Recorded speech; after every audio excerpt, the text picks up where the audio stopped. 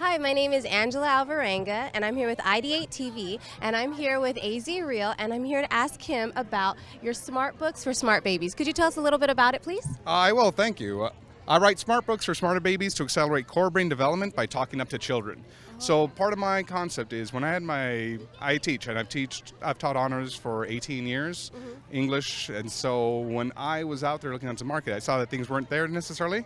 When my daughter was born, there was nothing there to fill in the gap. So what I wanted to do was to accelerate that core brain development when you have these essential parts. So 85% of your core brain develops by age 3, 90% by age 5.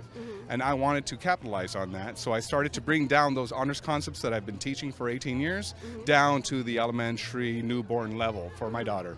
And that's what inspired me to get into this.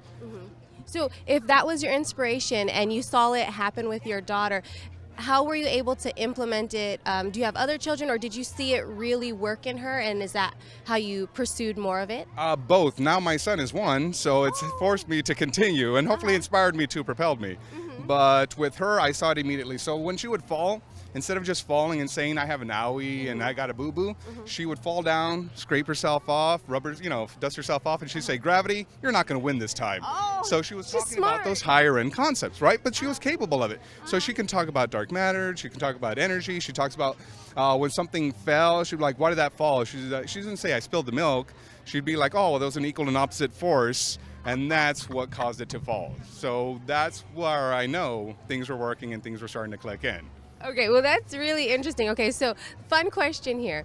So how old is your daughter? She is 5. And your son is 1. 1. Okay, and obviously they have different personalities. Yes. How do you see this? Because, you know, when you teach children, you have to teach them differently according to their personalities. How do you feel one picks up? I understand your son's 1, but how does this pick up stronger with one child and not as strong with the other child? Well, that's a great thing. My son is definitely more of an imitator right now. He is doing everything she does. She has become his role model. So if she stands on something, he wants to stand on something. If she's playing with something, he wants to play with something.